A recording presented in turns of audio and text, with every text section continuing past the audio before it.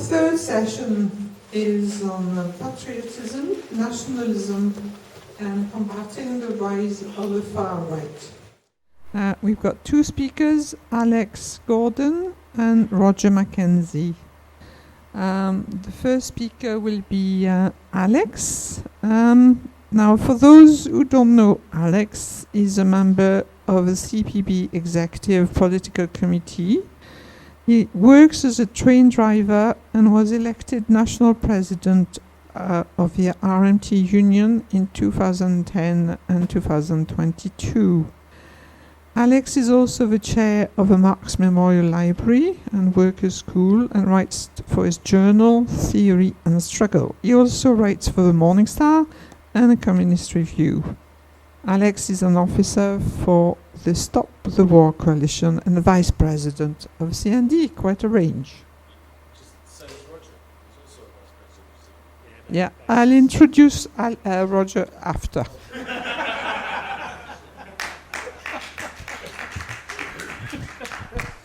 Over to you. I'm told this has got a strange connection, but I think that is, I can hear that. Yeah. So, good afternoon, comrades, and can I just say first of all congratulations to the Communist Party in Wales for organising this event. I hope the sound system will bear with me. I'm trying. I'll give you the. I'm trying. No. Yes, that's it. It's okay. I've looped it around my little foot now. Like the wedding singer. Yeah, that's for later.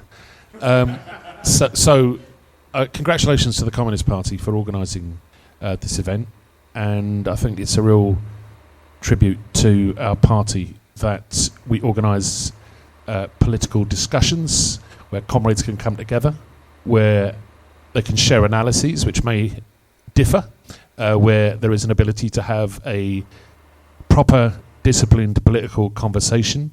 We offer that space. It's very important that we continue to do that. There's another party meeting today in Liverpool, and I don't know, I'm getting various reports about what's going on up there. I'm sure something will come out of it. I'm just not quite sure what it will be. But we, as a Communist Party, we've stood for over 100 years. We will continue to maintain a disciplined Marxist-Leninist party of the working class in Britain. And that is what our recent Congress, which took place, was it a week ago? 2 weeks ago, up in Sheffield, confirmed. So I'm really pleased to be here sharing this afternoon with you, and I'm going to shoot off at the end because I'm trying to get to Cardiff before those rugby fans spill out of the stadium. And I'm on crutches, so that's why I'm being a bit wimpish about that. Right, so we're talking, I think, around the question of fascism, the growth of the new so-called populist right in Britain, but it's not a British phenomenon, it's an international phenomenon. It has its roots and its financing, of course, in the United States, the world's greatest imperialist power, and the politics that we hear being echoed by far-right propagandists such as Farage, Stephen Yaxley-Lennon, and others in this country, of course, are echoes of the messages that they're being given by their paymasters in the United States, the representatives of big tech, big data, the finance capitalists who stand behind the biggest bubble in history, the biggest bubble of fictitious capital that's ever existed in the history of capitalism. And it's important that we understand why, at a time when the working class globally is not mobilized as a class for itself, does not pose, frankly, a threat to the capitalist order, that some capitalists, some of the richest capitalists, see the need for a return, a resurrection of the forces of far-right populism and fascism. And the reason they see the need to resort to those methods is because they know that what is coming is going to be a crisis not just a stock market bubble exploding, as has happened before when the dot-com bubble burst in 2001. Not just a crisis of the level of the global financial crisis of 2007-8, when the US domestic real estate market imploded under the impact of, again, fictitious capital, credit derivatives, swaps, and various other complex financial instruments which had created this enormous bubble of toxic debt that couldn't be repaid. And when it exploded, when the bubble popped, everything came crashing down. At that time, which was only 15 years ago, or nearly 20 years ago now, I suppose, 18 years ago, at that time, the largest capitalist nations, the largest capitalist economies, stepped forward and were able to bail out the banks. We bailed out the banks. British taxpayers, French taxpayers, American taxpayers bailed out the banks. We were told they were too big to fail. This time, the level of inflation of the AI bubble, there are actually a number of bubbles going on at the moment in the US stock market. And I'm going to talk a little bit about finance capitalism because we have to understand what fascism represents. And I'm going to start with the concrete and then move to the theoretical, and then hopefully we can come back to some concrete suggestions for what we need to be doing as communists in the here and now. But what we see happening in reality now is a stock market bubble around AI, which is incapable of ever yielding a profit. The technology itself, there's a lot of nonsense talked about artificial intelligence and generative artificial intelligence, but the technology itself does not contain the capacity to realize the profits that the capitalists are promising their shareholders and their investors they can yield. And any examination of that, I won't unpack that statement because you can watch hundreds of YouTube channels where people are saying almost exactly the same thing, but there is no possibility that firms like Nvidia, firms like Microsoft are ever going to be able to repay the level of debt that they are taking on at the moment, never mind the other environmental and ecological problems that AI is causing in terms of its energy demand, in terms of its take-up of water resources and other resources. So this entire miasma of this confabulated fantasy that AI is going to reverse the process of capitalist decline, which has been continuing in the West now for the longest period of time in the history of capitalism. I mean, we're in the middle of the third great capitalist depression. The first great capitalist depression occurred in 1873, caused by a collapse in stocks in railway companies, initially in the United States, but it spread internationally and particularly to some European countries like Austria. That lasted for almost just about 20 years. It was resolved through the Treaty of Berlin, the Congress of Berlin, where the great powers came together and decided to divide up Africa between themselves, divide up the world between themselves. So that crisis was resolved by a turn to imperialism. That turn to imperialism led directly to it was the direct cause of the conflagration of the First World War from 1914. One of the consequences of the First World War, of course, was that the chain of capitalism snapped at its weakest link in Russia, and there was a revolution led by workers and peasants, led by Bolsheviks, which created the first socialist state. The second great capitalist crisis occurs, of course, around the Wall Street crash, in the aftermath of the Wall Street crash in 1931. That depression that followed that crash was so severe that it caused nations in the West, particularly in the United States, to fear that there could be a communist revolution or a working class uprising, even in those developed capitalist countries. It was only resolved, that crisis was only resolved through another world war, the Second World War against fascism, which led to massive rearmament, led to massive destruction of capital value, massive destruction of cities, human beings, and society generally, and led then, as a consequence, once again, to the second great working class revolution, the revolution of the workers and peasants of China, throwing off imperialism, throwing off the century of humiliation, and creating the People's Republic of China in 1949. So we're now, I think, although some economists have been saying that the period of low growth that we're currently in goes back a lot longer than this, there have been attempts by capitalism in the last 40 years to revive growth through a turn to this term neoliberalism. Privatization, pushing down wages. So the key component in trying to stimulate growth in capitalist economies was to push down wages, what they call wage competition, and also, of course, free movement of capital, so that capital can flow to wherever the profits are greatest, stimulating investment theoretically, stimulating demand, and stimulating return on profits, leading to a return to capitalist profitability.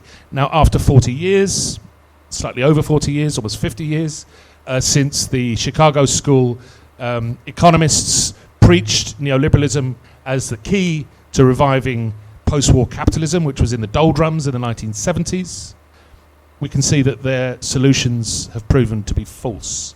And what we're in now is the third Great Depression, which you could perhaps date from the global financial crisis of 2007-2008.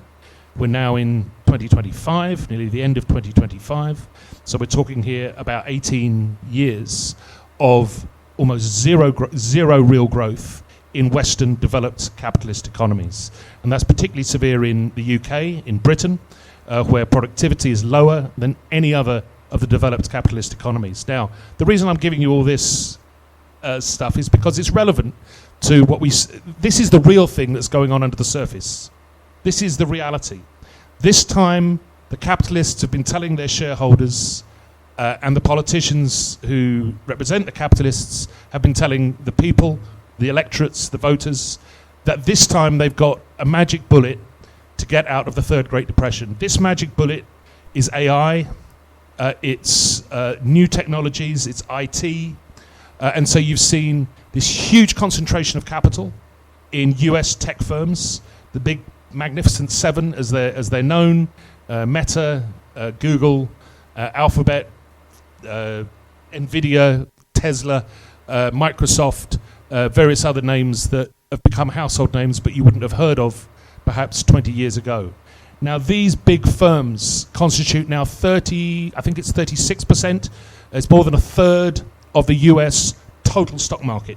I mean, that's the total capital invested in stocks and shares in the United States. When you add to that the shadow banking and the private equity sector of the US, what is extraordinary is that this bubble that's been created is now around about 300% of US GDP, 3 times the value of all the goods and services bought and sold in the biggest economy in the world, well, technically the second biggest now, I think, because China's overtaken the United States, but a very, very, very big economy. 3 times that amount in value is currently invested in the US stock market, around 7 big companies. Now this, you don't have to be a mathematician to know that this isn't going to end well. And the reason why we're seeing a return to the street politics of fascism, the reason why we're seeing a return to national politicians and international media outlets preaching doctrines that are akin to fascism of the 1930s is because it's not because they see the workers armed, militant, taking over factories, ready to take power in their own countries at the moment. It's because they know that what's coming is about to be a cataclysmic crisis of their system, and they want to be in pole position to impose order on the working class in the aftermath of the meltdown of their system. So I think as a party, we would say that we need to analyse the precise nature of this new form of fascism, this new form of, some people call it, populism, right-wing populism, although that term itself is contested. We need to analyse it for what it is and not simply reiterate and repeat the slogans of the past, because they're not necessarily appropriate in the current situation. And what I'm going to come to is a little going and looking a little bit at what the far right is saying now, compared to what it was saying when I was a kid, for example, or what it said historically. So I've just been reading this very erudite book by Richard Thurlow, written in the 1980s, Fascism in Britain, a History, 1918 to 1985. He's looking really at the roots of British fascism, and he takes that back to the late 19th century. He takes it back to the era of imperialism. He sees imperialism and the impact of Britain's turn to imperialism and imperialist rivalries as being a core root of where Britain's version of fascism came from. Even before British fascists started aping the politics and the manners and the dress of fascists from Italy, even before then, there were a faction within the Conservative Party who referred to themselves as diehards, within the Conservative Party who were virulent anti-Semites, who were fundamentally expressing a form of British exceptionalism, British nationalism, and white nationalism, which was, in some senses, and these were some very, very mixed up, strange people with some very confused ideas. I'm not trying to argue that they held any kind of rigorous or worked out theoretical positions, but this was their attempt to evoke a mass political movement which hadn't been necessary in Britain in previous decades because we hadn't had the universal suffrage, we hadn't had universal franchise. So when workers don't have the vote, you don't need a mass ideology such as fascism in order to guide them, in order to steer them, in order to tell them what to do. Once, by the 1880s, you start to get universal male suffrage, and then by the beginning of the 20th century, you get female suffrage, and eventually universal female suffrage quite late in Britain. In was it 28 was the final suffrage act. Once you reach that, you need a form of mass politics which preaches obedience, which preaches a form of religious zeal, an attachment to the interests of the state and capital. And that's what they sought to develop at the end of the 19th century. Now you can see that some of them were pretty wacky, to put it mildly. By the post-First World War era, of course, you then have the development of 20th century British fascism, not initially under Mosley, but under a number of different organisations, and there were dozens of these fascist organisations in Britain, trying to evoke a form of modernism, a form of fascism cloaked in modernism. A lot of it was about the disaster of the First World War, and what lay behind it, of course, was the fear of loss of Britain's empire. And so it was viscerally connected with anti-communism, on the one hand, the fear that a revolution that had taken place in Russia, and then had created the Soviet Union, a few years later would spread to developed European economies such as France, Germany, Britain, and a fear of losing control of imperial possessions, of colonies. So the war in Ireland, the Irish War of Independence in the 1920s, the struggles for national independence in India, the struggles that were taking place in many of the British imperial possessions. These were what frightened the fascists. These are what the fascists sought to unite white Britons against. It was a core part of their concept of fascism. Now, the reason I mention all that is that I think what's interesting about the current versions of the far-right populism, in some cases fascism, that we're seeing in Britain around English Defence League, Welsh Defence League, it's the electoral versions that are being pioneered and developed through Reform UK, as well as myriad other far-right organisations. What's interesting about them is that they don't really resemble those early British forms of fascism. They are spin-offs of US far-right politics, and they're very much, and you have to understand them in that sense. When you see Stephen Yaxley Lennon walking through London with 100,000, 150,000 followers behind him, many of them are waving stars and stripes. They're wearing red baseball caps with MAGA or MEGA, Make England Great Again, written on their heads. Now, I don't know if, has anyone got a baseball cap which says Make Wales or Make Cymru Great Again? I doubt it, but this is no doubt one of these organisations will come along with that in the next few years.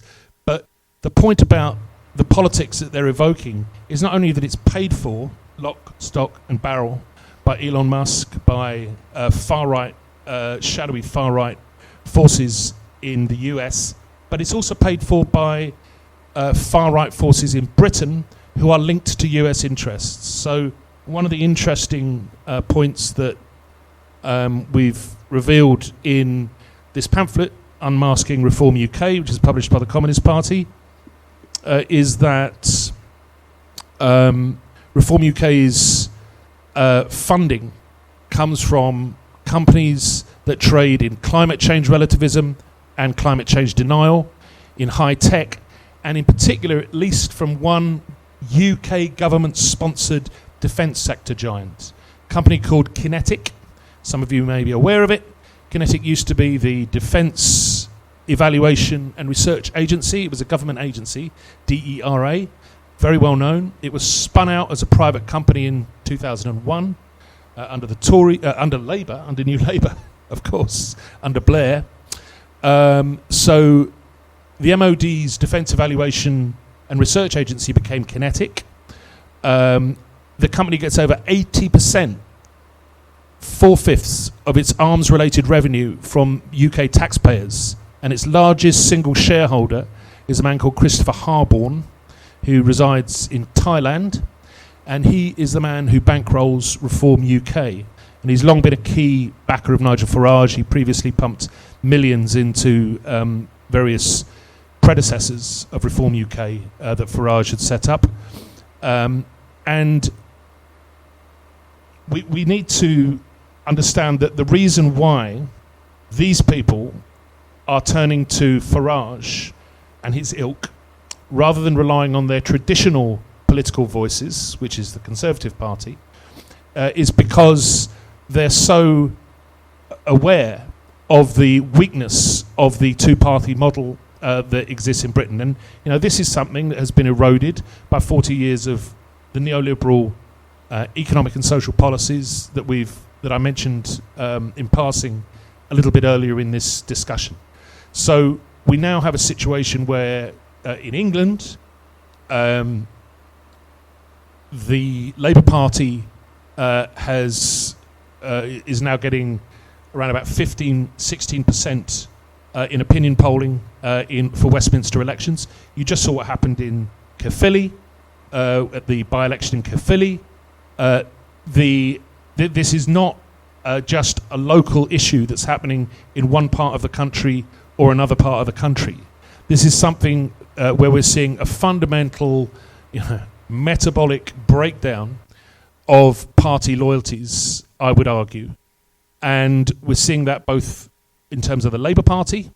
We saw yesterday, or the day before yesterday actually, but it was reported and commented on a lot yesterday, the Labour Party's retreat on their manifesto pledge around day one employment rights, workers' rights against unfair dismissal from day one of employment.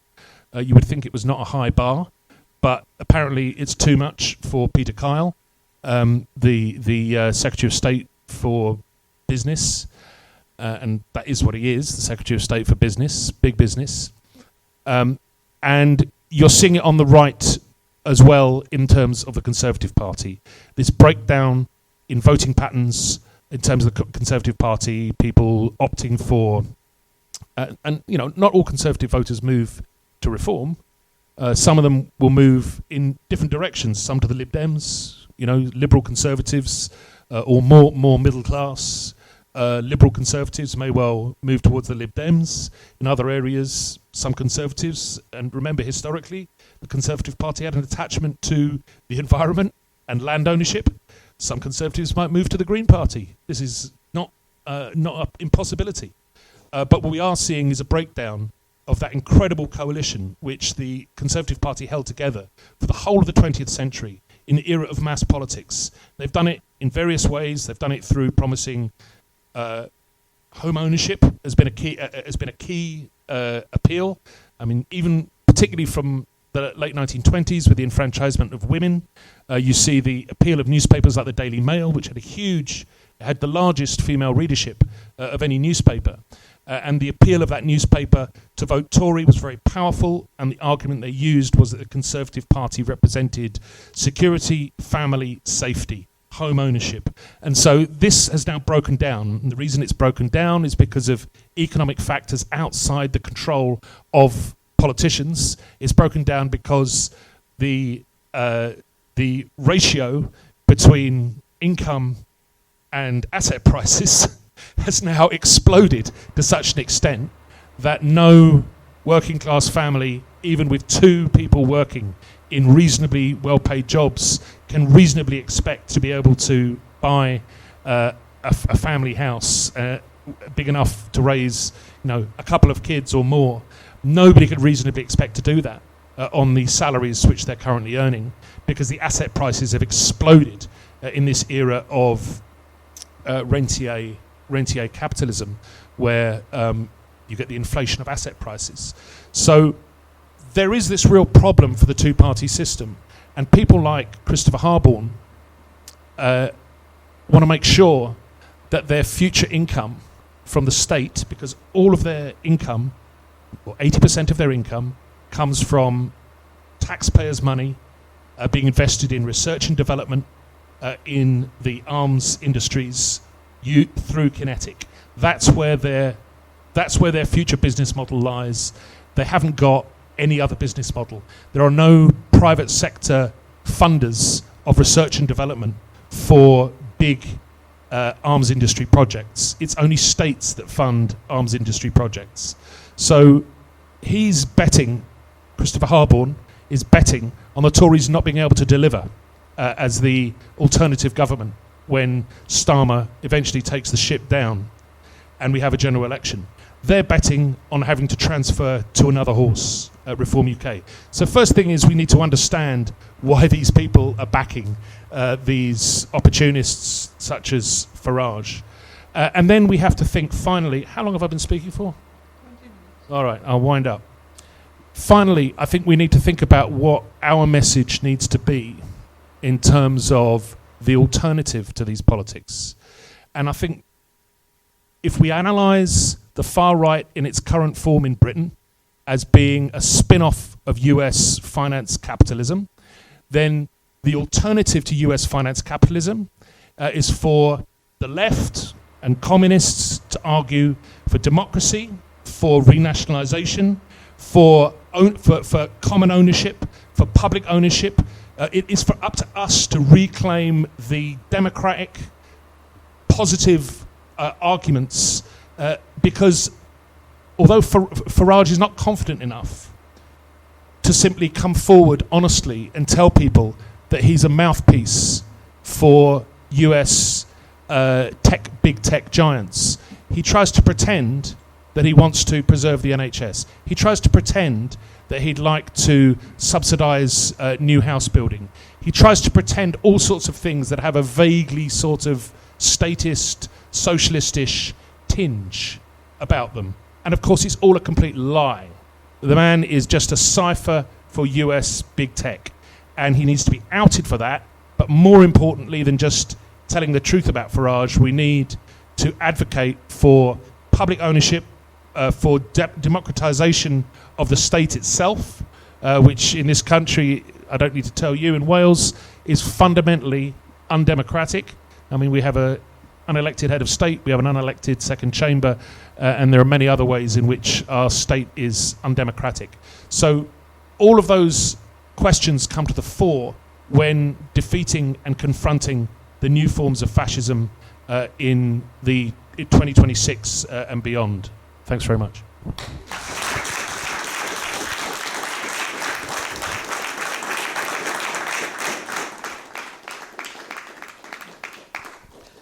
Thank you, Alex, for taking us on a very long journey of economic politics, which is really important to convey to the rest of the population, because unfortunately that stays between us so far.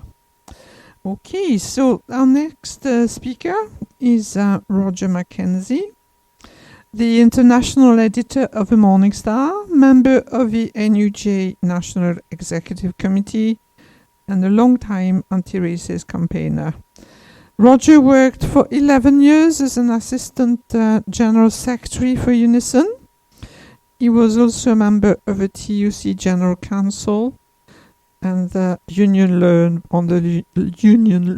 Board.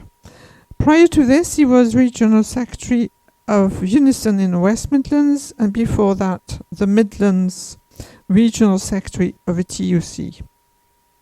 It's important to note that Roger was the first black trade unionist to hold any of the posts mentioned within Unison. So I think that deserves applause. Okay.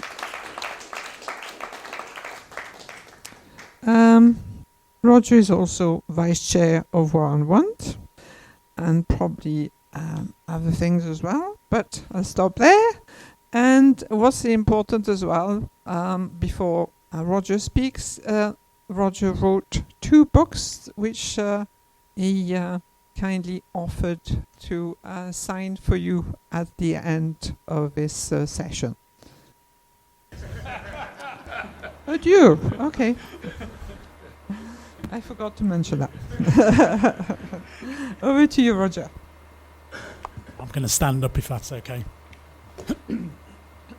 Well, firstly, brilliant contribution, Alex. I think we've got important work to do here, because this subject for me, about how we recognise what the far right is, and I think Alex has given us a really, really helpful kind of analysis of that, really kind of sets up for the sort of things that I want to talk about, which is some of my experiences with them, with the far right, some of the things that I've had to put up with over the years, but also looking at some of these issues as a journalist as well, some of the things that I'm seeing across the globe from the Morning Star's perspective on all of this. And one of the things that I saw at the beginning of this year was when I looked at the inauguration of Trump, I saw all of these far-right groups who didn't just kind of turn up out of the blue. They were actually invited by Trump to turn up. So AFD, and you had that maniac Milei from Argentina. You had Maloney, who people are tripping over themselves to try and get a photo with her. You know, because it's normal now to want to be seen next to a fascist. And if you think about it, it wasn't that long ago that would have been something that everybody would have run away from.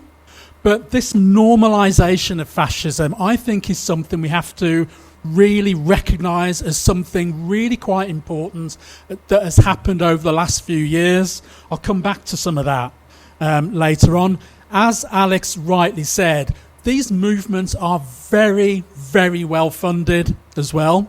Certainly from the United States, as Alex was saying, in terms of Musk and the Koch brothers and so on. But I want to throw another one into that as well, and that's Adani from India, who is a mate of Modi.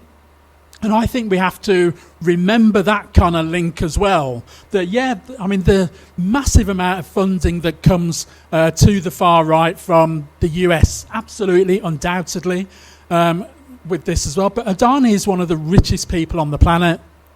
And when you look at that kind of far right politics that the Hindu nationalists are engaged in from India, he is also part of this kind of funding stream as well.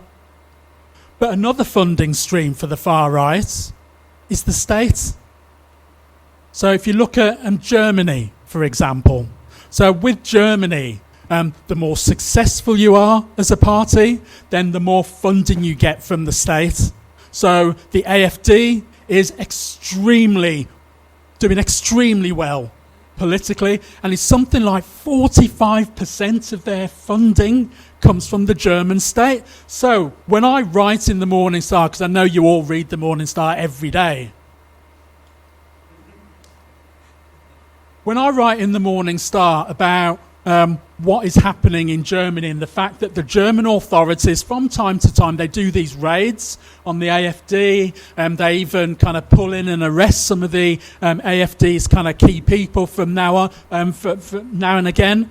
Remember this, that the German state is actually funding that amount, 45% of everything that the AfD gets at the moment. And given the continual rise of the AfD in the polls, then that figure is likely to rise even further. So yeah, arrest them.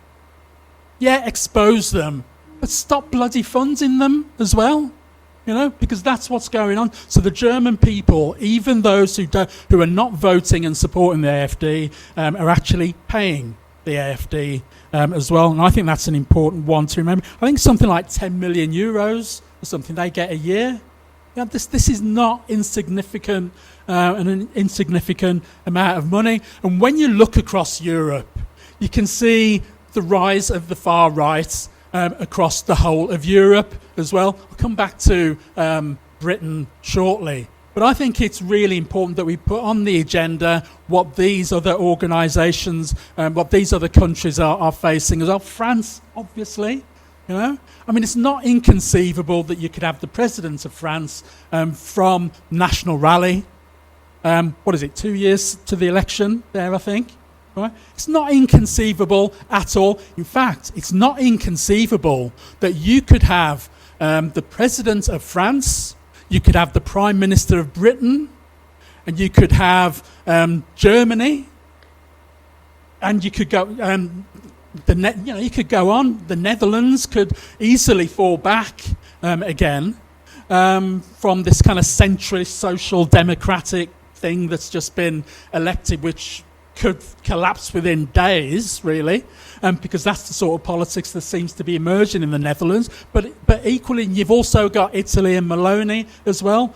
That's the kind of stark reality, I think, that we're faced with at the minute, is that you could see whole swathes of Western Europe controlled by the far right. Hungary already in the far right, really. You know, you could. So I think we have to put all of these issues on the agenda. The Sweden Democrats, the True Finns, have all been part of coalition governments already. Now, I think that it's worth remembering that kind of spread, really. Because I think that emphasises the kind of challenge that we face across Europe, but also, of course, as Alex rightly pointed out, what we face internationally as well, what we face from across what I usually call the sacred burial grounds, which is otherwise known as the Atlantic Ocean, you know. But when you look across the Atlantic Ocean and see what's taking place there, the rise of the far right in Central South America as well. Is it the elections in Honduras tomorrow? Then you could see, and I think I saw something today on the train, that Trump has pardoned a far right former leader from Honduras. Chile, when you look at Chile, it was great that the Communist Party candidate came out top in the election a week or two ago. But when you look at the forces that are arraigned against her for the second round, then, when I talk to Comrade Vijay Prashad, who lives in Santiago, and he tells me that that the range of the far right in Chile is something like, and they might not all fall behind the far right, but it's something like 70% in the first round. So we have to ask ourselves the sort of questions that Alex did, which I think were absolutely pertinent about how we get to that sort of position that these parties are making these sort of grounds, not just in this country, not just in Europe, but across the globe. One of the things that really kind of pisses me off, actually, is this notion that the left sometimes comes out with, like we're the only ones that are really into having transnational kind of conferences and meetings and getting together internationally. If any of you ever think for a second that the far right don't do that as well, because of course they do, and we need to recognise that they have the means and the ability to be able to do it, and they are doing it continually. And they're not just meeting for the sake of it, they are developing their strategies as well. And I think that we need to think much more carefully about the kind of strategies that we're trying to develop, which I will come on to later on, because frankly I think theory without practice is a luxury that we really haven't got the time for, frankly. When I was growing up, I remember, because I absolutely because I need to get this off my chest, so you're going to have to work with me for a second on this. But all these bloody flags that are flying around, right? I call it flag shagging, frankly, right? Because I see, even where I live in Oxford, I see these flags everywhere. I drove into Wolverhampton not so long ago, and the main road into Wolverhampton, I see all of these bloody flags in the way, and they're all in black community areas, and people are saying to me, yeah, it's patriotism. I have no problem at all with people being patriotic if that's what they want to do. What I have got a problem with is where they're rubbing it in my face, and what the real reason for these flags is to stop me from going into those communities. And I've had this my whole life, because I was attacked by National Front people growing up all the time, waving these bloody flags in my face, coming into my community, setting light to cars, putting letter bombs through our letterbox, putting dog shit through our letterbox, and all of them were draped in flags. And anybody who runs this nonsense that this isn't about trying to intimidate the black community are living in a dream world, frankly. Absolute dream world. That's what it's about. And we need to come up with a different way of being able to express that people can be patriotic, of course, but let's look at the real reason why these flags are being put where they are, and frankly why they're not being removed by people as well, and what is our strategy around all that. So we haven't got a monopoly on these making common cause with people, and we haven't got a monopoly on saying that we stand up for the working class, because the right say that as well. The far right say that they are for the working class. We know it's a lie, right? And we can just look at the kind of people who are fronting this sort of nonsense up, and we can see the reality behind that. So one of the things that I remember going back and looking back over the years about the far right is the way that we've always said, yeah, but they'll implode any minute. And they usually have, right? And we've kind of relied on that a little bit too much, I think, that there'll be yet another, like what was that Monty Python thing, another split sort of thing, Judea popular, all of that. And that's what the far right have historically done, haven't they? They kind of split here and split there, and somebody did a marvellous piece of work where they showed all of those splits at one point and how they kind of splintered off. Well, I don't think we can rely on that this time. And I've heard too much from some people in recent years where they've just said, well, they'll split, and they might do. But I don't see any weakening of their strength at the moment. And what it's telling me is an anti-racist, anti-fascist campaigner who's a communist, is that we need to find a way of engaging with people who are being sold this nonsense by these people. How are we going to do it? Are we just going to have conversations amongst ourselves where we can, congratulate ourselves on our deep understanding of the theory within all of this, and then do jack shit to go out and actually organise people, right? How are we going to engage with people in workplaces? And I'm not saying I've got any answers, but I'm posing these as questions. How can we engage with people in workplaces when for many workers at the moment, there aren't workplaces where they see anybody else?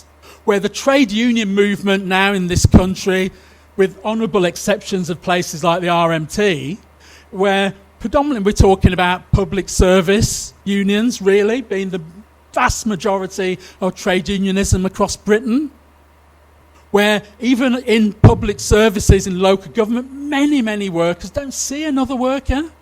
So what is it that we're going to do to have the conversations with people, to help people organise so they can stand up against fascism? How can they stand up against the far right? And even if it's not that sort of level of far right, but just standing up against racism, standing up against those little insidious, horrible little comments that get made every day that actually just sow the seeds and then build up over a period. How are we going to get to those people outside of this country? How are we going to help to build the anti-far right movement across the globe when actually you look at trade union movements across the globe is less than 10% of the workforce?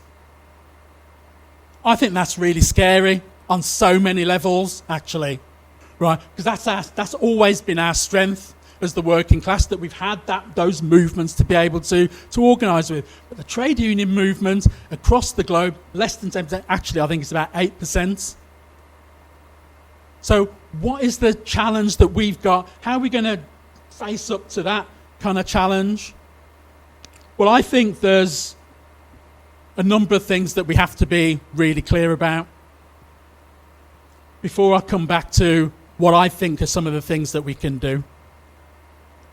On those hoping for the far right to split, even with their internal differences, I think that there's 3 areas that they converge on. One is a kind of version of this it's a thing called the Great Replacement Theory, which I think is bizarre, frankly, at so many levels. But it's the racist myth that there's a global plot to replace the so-called native populations with migrants. Now, to run that argument in colonial settler USA, I think is kind of bizarre, frankly. Given their genocide against the Native Americans there. But apparently, we all want to be there, and we're all going to want to replace the existing people there. There's also the second bit is about this kind of anti-family thing that they believe is out there as well. They believe that we're all anti-family, and they grab hold of that, and they use that to attack in particular. It's a kind of homophobic type thing as well that they use to attack. And thirdly, for me, this is like a kind of bizarre one as well, along with the other bizarre ones. A backlash against the challenges to the racial capitalist order from, for example, right-wing attacks on things that they call, critical race theory, things like that. So any ideas that you can talk about race and the truth about enslavement of black people over the years, truth about the colonial, the kind of colonial history of places like the United States and Britain is woke, right? This bloody word, woke, right? It's got so ridiculous that even the Italians, apparently, I just found this one, have il wokeismo, and the French le wokeism, which is just kind of... But we make a mistake of the highest order if we don't understand how this is part of a culture battle and the importance of culture. And I would direct everybody to read as much as you can from Amilcar Cabral, actually, about the importance of culture and why, and we were talking about it earlier on, about how they strip us of our culture, as not just as black people or Irish people, but they strip away our culture as working class people as well. And I was going on the back end of the conversation earlier on about Wortley Hall and the stately, the workers' stately hall and so on. And it's a brilliant building, but somebody built it. Somebody lived in it, but somebody built it, and it's working class people who built it. And that's what we need. We've got a whole history as well. We've got to grab back, I would suggest, that whole argument and also interrogate this thing as well, I think, anyway, about whenever some of us raise issues about, like I do in my books, about how I'm actually really proud of being black, of having my African heritage, and that's sometimes reduced to being... identity politics by some people, and I just think that's way insulting, frankly, because I've had that. And we can have a pride in my heritage, and we can all have a pride in our working class heritage, but we still have to understand about the basic dynamics of the way that capital operates, and we can still do both. I think we can walk and talk and chew gum at the same time, frankly, So I think that that's an important one to get hold of, because I think that's part of the discussion that we have to have in workplaces and in communities, and I don't know how many people still go to pubs and have just conversations with other people that they don't know, But that's certainly what happened before I was allowed to go into a pub, and still did anyway, You had those sorts of discussions with people about what was happening around you. But that doesn't seem to be taking place at the moment. But I think what Du Bois said about culture wars is really important. He said that it was a cheap way of raising psychological wages while real wages declined. I just thought that was a typically brilliant thing for Du Bois to say. So what, as the great man said, what's to be done? Well, as I said before, I think we have to do more than talking about this stuff. I think we have to find ways of organising at heart. That's what I am. I'm an organiser, and I'm always looking at, well, what is it that we can actually practically do to be able to get these conversations off the ground. And the basic task of any organiser anywhere is to shift somebody from A to B. Basic task. How are you going to do that, and where are you going to start with those sorts of discussions? So we need to work on our strategies for taking our ideas out there, for creating the new society that we all want to see. So I like the idea that my comrade Nigel Flanagan, who's on the executive of the party, that he talks about, which is spiderwebbing, right? Because if it's the case we don't have the same big workplaces in the main that we used to have, or it's difficult to get around those big workplaces, then we've got to find another way of being able to stimulate discussions. But it's got to be from the position that people understand the sort of things that Alex was rightly talking about. It's critical that they understand that, and that we can spread the information through people who are actually prepared to listen and to stop, listen, and engage in conversations with us.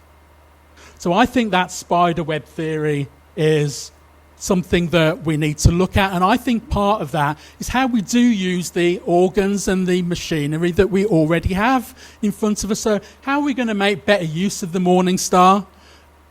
And frankly, I need to be quite blunt about this. You know, there are far too many members of the Communist Party of Britain who don't even buy the Morning Star. And that's a fact, right? And that's unacceptable. Right, so if that's the case, then we need to be making sure that that is something that we prioritise, that more of our party members use buy the Morning Star. How many discussions take place around some of the brilliant articles that take place in the Communist Review? Right? How many of our party members are directing people towards the Marx Memorial Library and some of the brilliant courses that take place there? So if we're not clear about this stuff, and how the hell are we going to expect anybody else to be have the remotest chance of being clear about the things that we're talking about, unless we use the facilities, use the machinery that we have. But we also must think as well, I think, about what is it that we can do within the trade union movement. I mean, Alex is the industrial organiser. I know he's been working brilliantly around this stuff and really trying to promote more discussion about, you know, kind of developing our cadre within the trade union movement. I think that's a critical thing. Those of you who are trade unionists, what are we doing to build our movement within the trade union movement? And I think all of that is part of the work against the far right.